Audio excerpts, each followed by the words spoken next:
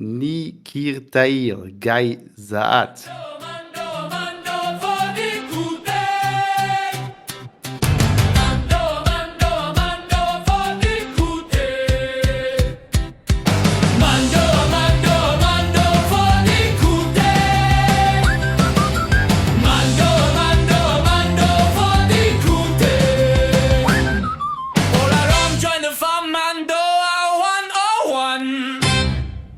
Sukui.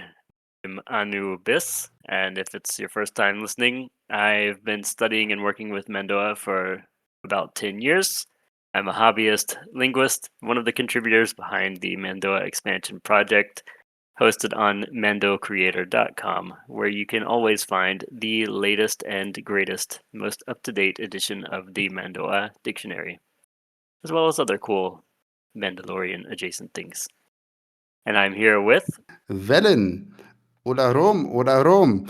So I'm still learning. I'm starting to figure things out, I guess, but yeah, I don't know if Anu is happy here with me, but yeah, guys, tongue stays. Am I right? Anyways, a quick public service announcement. As always, we have linked the Mando'a dictionary below in the description. And also, you can find there all new vocabulary from this week's episode with the English translation to it. So let's just dive into last week's homework real quick. Our homework was all the variants of Ori there are. And let's see if our class know-it-all little Jimmy back there has done his homework again. And little Jimmy, yeah, he's signaling he knows something. Yeah, Jimmy, that's right. Ori'vore is as much as thank you very much, thank you 1,000 times. Yep. Also, we would have ori'sol, like as in many. Many things. Then we already talked about ori'vore, like big brother, person you respect. Someone that's really ori'atiin is very stubborn. Ori'dush is someone that's evil. Then ori'jate, or is it yate? Ori'jate, yeah. Jate is when something is excellent. Yeah, it's super good, basically. Yeah. Oui. And ori'zat is a brigade. And so on and so forth. We could go on for hours because that's really, I think, one of the prefixes that's used the most. Mm-hmm. Something to note here, and a lot of these words show up in the dictionary because they're either used somewhere in media where it's been written out, or because it's a common term that gets used a lot, and so it warrants its own dictionary entry. But more than that, it's something to note here is because there's so many entries, you can be pretty sure here that ori, this prefix, is what we call in linguistics productive. And so something that's productive, a prefix or suffix or whatever that's productive, means that you can use it on just about any word and it will still be a legal word. It will still be correct grammatically. There aren't just a whole lot of productive affixes in Mando'a. There are some that people try to make productive by adding on to words, even though it might not mean what you expect it to mean. But Ori is one of the few that I think we can pretty safely say is a productive suffix. So if you want to make a word big and super, I guess, an example of a non-productive suffix in English there. If you want to make a word super in Mando'a, you tack ori onto it. And yeah, that'll be a legal word, I would say. Super cool for me. It also opens a cool little segue for us because one of the words I just used, ori'vore, is something that you will need a lot if you're like actually want to use Mando'a conversationally, basically. Yeah, you want to be polite. And yeah, and so the not superlative version of that is just vo're, what's actually short for vo're entye, which means Vo're entye. Yeah. there me again, yeah, entye. Close, Sorry. close. Yeah, vo're entye. So vo're entye literally means I accept a debt. So when you say that, you're thanking someone because they did something for you that you now are saying, I accept a debt for this thing that you've done for me. Vo'r entye. Um, and so that, because it's frequently used as thank you, essentially, over time got shortened down into simply vo're. Basically the same with thank you and thanks, right? Exactly, exactly. Yeah. So also kind of is like I owe you one. Basically, yeah. Yeah. So just clicked with me as a wait a second, that's not Yeah, too there we have far that in fetched. English. Yeah, Yeah. exactly. Yeah. And So so if you throw ori on there, ori'vore, then you have super thanks. Many thanks. super thanks. No, buy your super Thanks a thanks now. bunch. Only $2.99. Yeah, great. So, speaking of accepting a debt and accepting vows and sort of serious things like that, let's talk about that opening sentence that you started with here. Yeah, I think that's a super cool one. It's actually the Mandalorian adoption vow, and basically means as much as I know your name as my child. hmm And so that again was ni kirtal gai saad. Yeah, so this is a really cool one that is just loaded with meaning and depth here, especially when it comes to Mandalorians, because as we've mentioned, I think in every episode now, Alit Orishia Taldin, when family is more than blood, there's many Mandalorians will adopt. It doesn't necessarily have to be war orphans, but that's historically in their culture where it comes from. Yeah, many Mandalorians will adopt children who are in need of a parent, of a buir, and train them to be Mando'ade. And that is where this adoption vow comes in, where I know your name as my child, where once the two parties agree there, the child and the ad and the buir, then that's it, they're family. So let's break the sentence down a little bit. So ni is of course I. The most interesting word in the sentence is the second one here.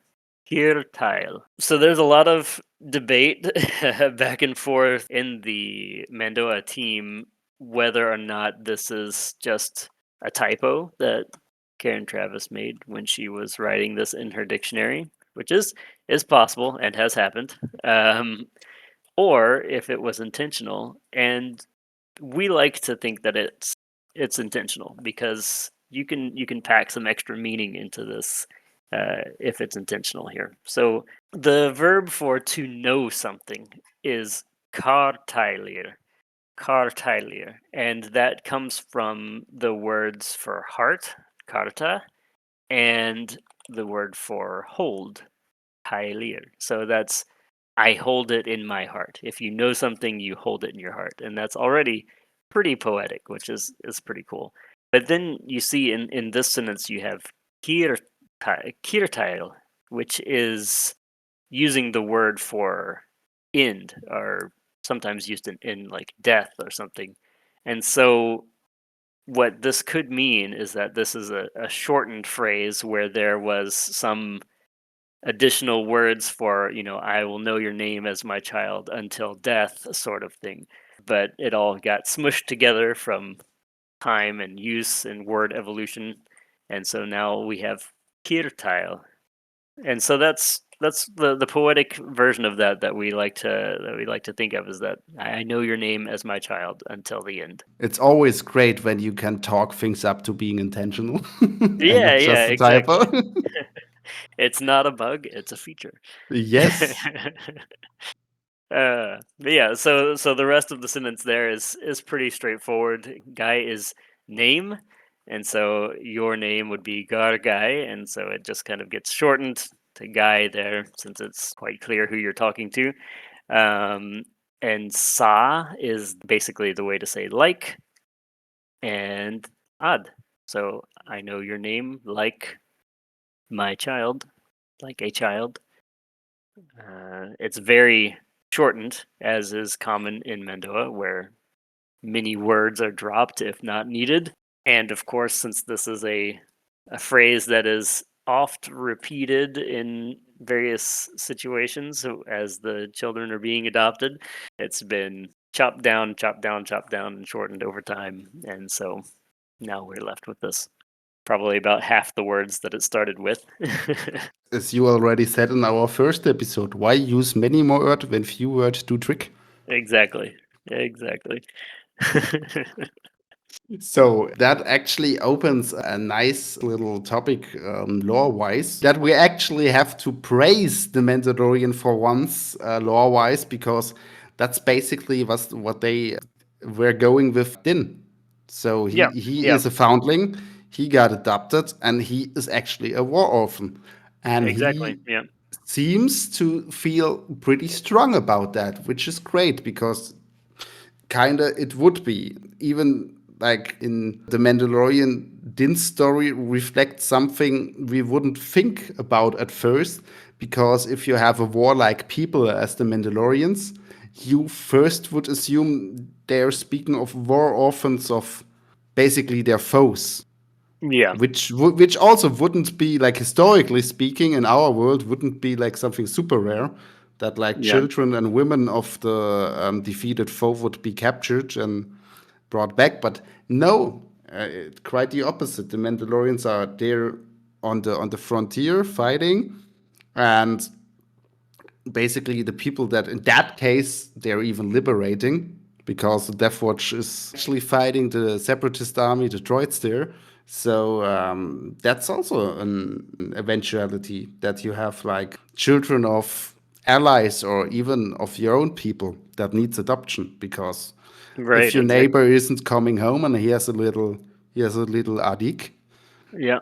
that's not of age, he needs a buir, he needs guidance. And so it's somewhat on you to do that, or on some other member Mhm. of the community, Yep. because And you as a community can't afford to leave a potential warrior behind. exactly. And yeah, that's the whole saying that we have in English, where it takes a village, to raise kids, right? Yeah. That's very much, Mandalorians take that quite literally, where the whole elite and Mando'ade at large will take it upon themselves. They take that duty very seriously to Bajor. It's part of the Wrestlernare. They to educate the next generation, to educate children and raise them as Mando'ade.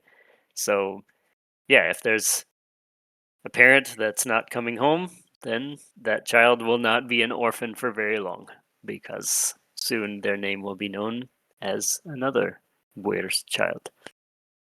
Yeah, and just to circle back for a second on like real world history there, I think it's only a recent thing that seems special to us, to be honest. Mm-hmm. Because I think like for the longest time in history, that would be something almost every generation would have witnessed, that there was a Yeah. war or a conflict where some people did not come back, and that Mm-hmm. you have like relatives and children that had to be taken care of. So it's actually a super like realistic and pragmatic thing. Yep. Exactly. Exactly. And yeah, as we all know, Mandalorians are nothing if not pragmatic. So, Absolutely. and that also brings up another interesting point there with the word buir is essentially means parent, but it it's pretty expected that every child, every ad will have more than two buire, more than two parents. Basically, anyone who is kind of a mentor figure to a Mandalorian child would likely be considered a buir. That's so cool. But I mean, yeah, kind of would be fitting with what we know as everyone's an uncle or aunt, right? Right. Yep. So that's, I think, kind of that concept. A tad more turned up to 11 there, but if like ma or dad have a really good friend that Yeah. watches you from time to time, that would be, I don't know, Aunt Jenny, whatever. Yeah. So something that is super interesting and that I could dig up thanks to the OUBAT server on Discord we both are on Yep. is actually a piece that Karen Travis wrote back in the days in the Star Wars Hmm. magazines, and that's basically lore-wise what we will go over for like the next two episodes now, including this one. And it has little bits and pieces about like Mandalorian culture, Mandalorian family life, Yeah. and also yeah, overall society of the Mandalorians. One thing that's super interesting if we talking about childhood and being raised is a little excerpt there that says that if Mandalorians are having a child, society expects them to wait for like 8 years before having the next one. I think that that's something that's not closely followed, if we're being honest, because things happen, as we all Yeah. know. You can't exactly plan the Yeah. things, but still interesting. The reasoning behind that is when the next child comes, the older child can already go with the father to be trained. Like, Right. Right. Yeah. Yeah. It brings up an interesting point there with the training as well, because it's one of the places where there is some consideration for the differences in gender there, where the female Mandalorians would be expected to train the daughters because, I mean, again, practically, they know what it's like to be a female and what the special circumstances and additional training or whatever is involved there is needed. So it makes the most sense for them to train the other daughters, and the fathers would train the boys. So, and of course, as we talked about earlier, of course, not every child will have two parents or one parent or three parents or whatever. So it just works out the way it works out. But in general, that's the idea. I mean, also there, like speaking about pragmatism again, it absolutely makes sense because, as Exactly. you said, the same gender parents basically will know like the challenges that come and also the strengths. Yeah. Exactly. Probably most of the time, you're like genetically speaking, if it's your biological parents, you'll be having most things in common with your same sex Yeah. parent Usually. anyways, so makes total sense, even if it's like adaptability in the fighting style or you name it. Yeah. Whatever that works out to be. Yeah. Yeah. Yeah. And at the end of the day, it just boils down to practicality and pragmatism, as often is the case. They are basically trained for 5 years from 8 to 13, and then in Mandalorian society they're of age 13 Yep. already. What also is kind of a nod to again like Middle Ages and stuff, because Yep. basically you also would have been an adult as soon as you hit puberty, or at least Yeah. have partially gone through it. Yeah, and that's just because of the how necessary it is when you have a culture that's frequently at war or needing people out on the field. Is you have to replace those ranks as quickly as you can. So Yeah. Speaking of, that's also something that was for me at least super interesting reading that up and also really touching. I never thought like that closely about it. If you grow up a Mandalorian, you probably will have your first rendezvous with death, your first encounter with death, grief, and loss at a pretty young age, hmm because as a warlike people, eventually someone around you will die. Yep, gonna happen. Yeah, I mean, that's the part of the deal, I guess. um, but they don't bury their people unless it is like a super important person, like the Mandalore or some clan leader, probably. Instead, they are cremated most of the time if they can retrieve the body. If not, that question does not arise. But what I never thought so closely about is that they mostly, because they have no grave to go to, no site of burial, they mostly remember over inherited bits and pieces from their lost ones. And that's most of the times is the armor, right? Yep, usually it will be armor or helmet or a piece of the armor, depending on what survived the final bit there of the former person's life there. And yeah, it's a very they have a very poetic way of remembering people who have died. Firstly, it's not necessarily considered death, as the common phrase is that they are nu kir adish, not dead. Ki tab ichachla, just merely marching far away. Yeah. That's actually one that's also used for the eternal members in the Mercs. And I think Yep. that's beautiful. Like if a Mando Merc member dies, they're also listed under eternal members with that quote as remembrance. Yeah, that really drives something home. Kind of hits close to home is more the thing I wanted to say. Yeah, for sure, for sure.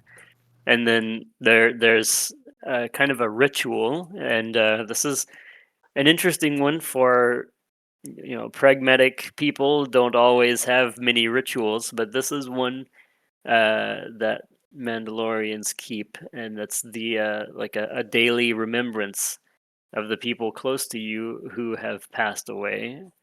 And that's a phrase that goes Ni sukui gar kir arish, ni partaili gar darasum.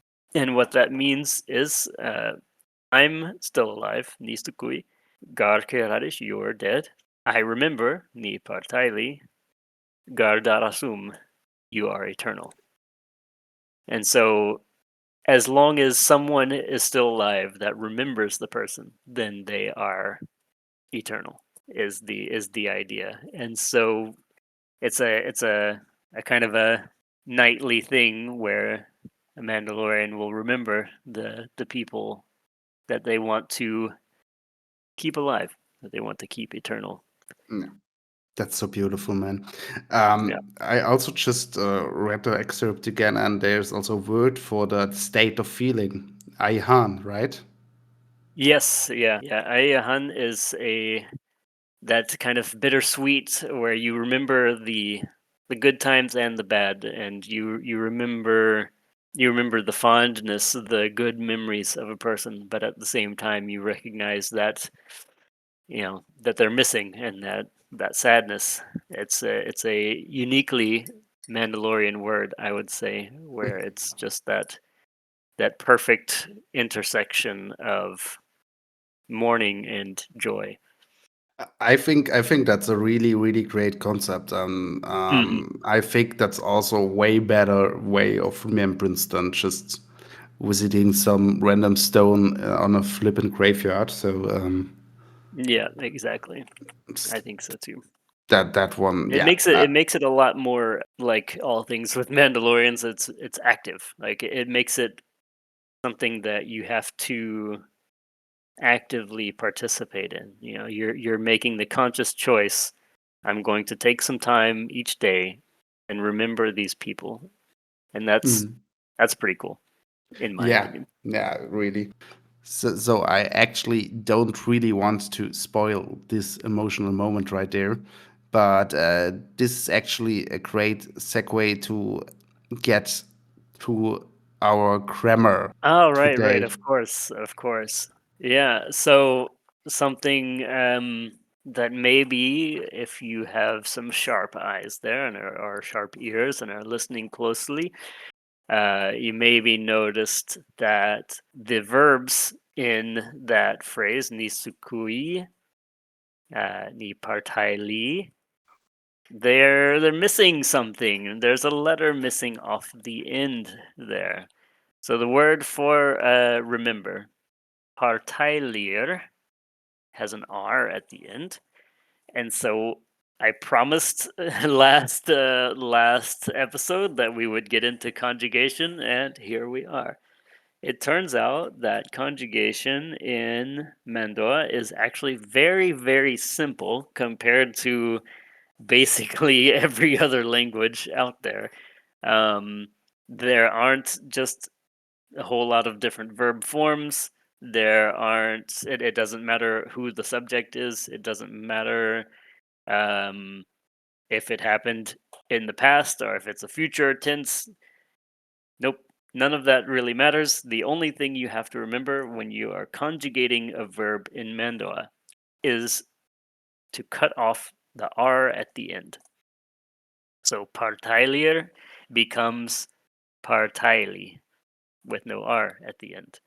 And when do you conjugate is usually the thing that trips people up. Once they finally learned to how to conjugate the verbs, the next thing that trips up new learners is when to conjugate. So this one is deceptively simple, and it might take a little getting used to, but when the verb is the active verb in the clause. So what does that mean exactly? So if you have, let's just take an English sentence like, I am going to the store or something, right? So in this case, going is your active verb. I go to the store. Go is the active verb. But how does that change when you have more than one word, more than one verb? So something like, I want to go to the store. Well, in that case, the thing you're actually doing isn't going. So go isn't the active verb here. Want is the active verb. So in Mando'a, the way that would work out then is the only verb that would get conjugated is the active one. So I want to go, you would only conjugate want here, which in Mando'a is kopanir. So ni kopani slanar. I want to go. So you notice there, slanar still has the R at the end, and kopani is conjugated with the R cut off. I feel like that was maybe more confusing than it needed to be, but I don't hopefully think so. it was clear. I think that actually helped because that was something my German ass was tripping over at first. I was like, okay, what the hell actually is an active verb? Like, help? Yeah, the thing Yeah. that you're actually doing in Yeah. yeah. Just like, yeah, that's also something I noticed that like just grammar is taught so differently in the different countries and like languages also. So I think we never used like this terminology for it at school or something. So I was like, Yeah. what's an active verb, anyways?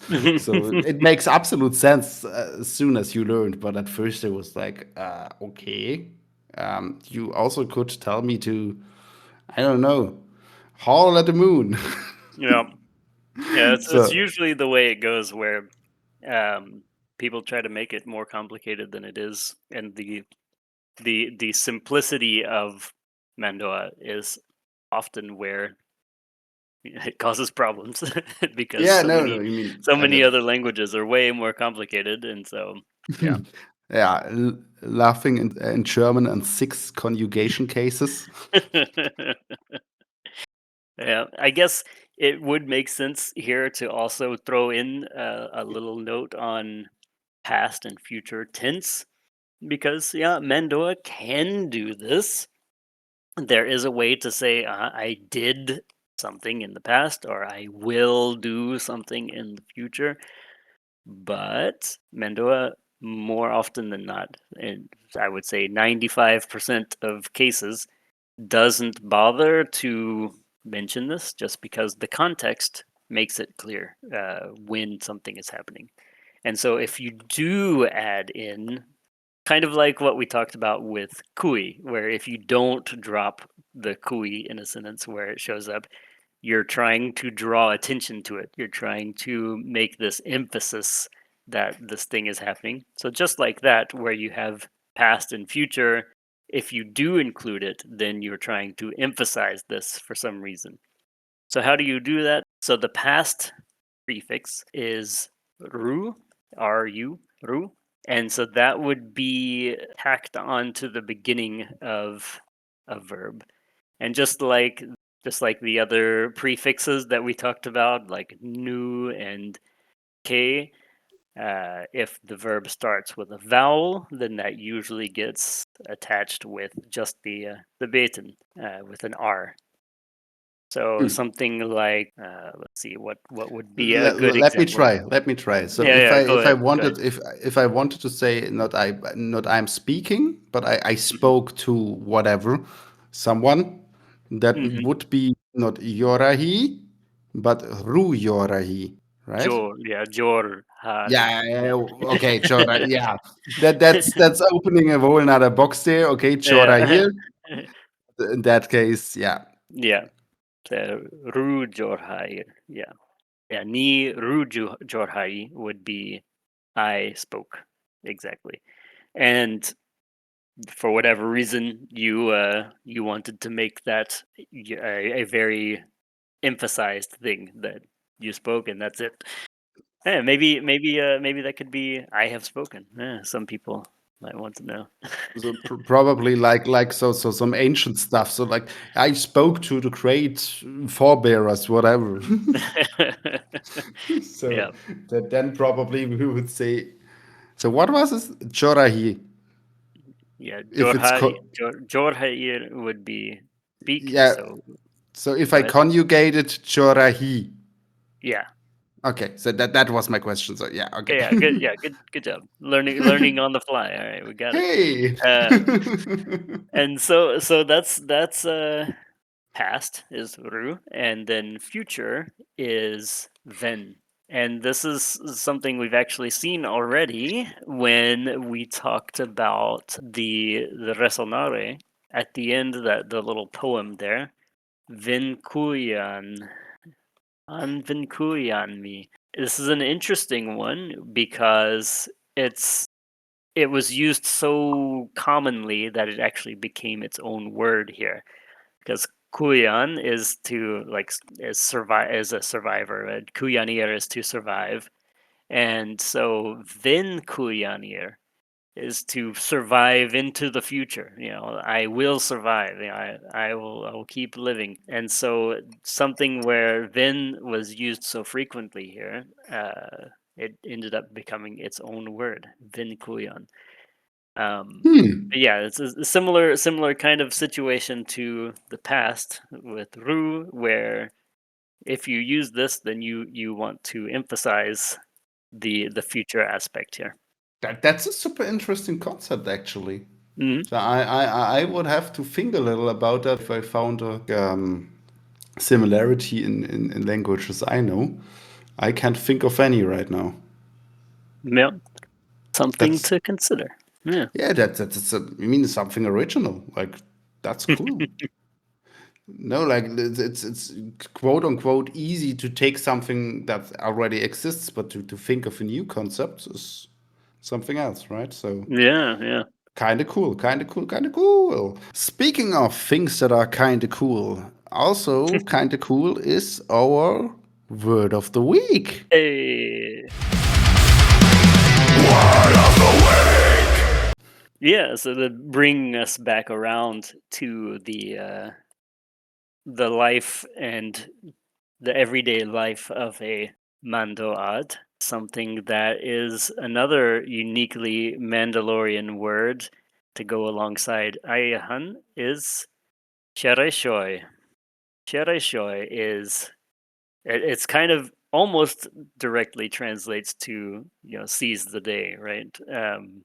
Shereshoy is the verb for to seize or to kidnap, and Shereshoy is like seize the moment, to live in the moment and to enjoy the present day, the present moment that you have, because who knows, tomorrow is not guaranteed.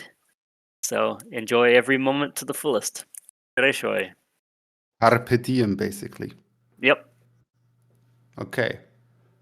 Huh. See? I did not know that. I also was always thinking it was Shereshoy, but it's Shereshoy? Yes, Shereshoy. Shereshoy. Okay, I see. Pronunciation. That's what I'm always saying, but that's why we're doing this, because I read the word, I think, yeah, it's pronounced like that, but turns out, nope. Anu over here sitting like, this Shabla Dikut again. Well, if you don't know, you don't know. So you Yeah. gotta have somebody to To whack my head Moonbajir. when I'm. Moonbajir is the maybe the to teach you a hard lesson. Yeah. Stoink. Yeah. Whoa. Yeah. As you said, Beat it how into should your one? head one way or the other. Yeah. Better wear my helmet there. Yeah. Yeah. So that's basically lust of life, right? Probably the thing that I figure would be the closest I know would be the German like Lebensfreude. Yeah, I could see that. Yeah, so just The joy of being alive. yeah. Exactly.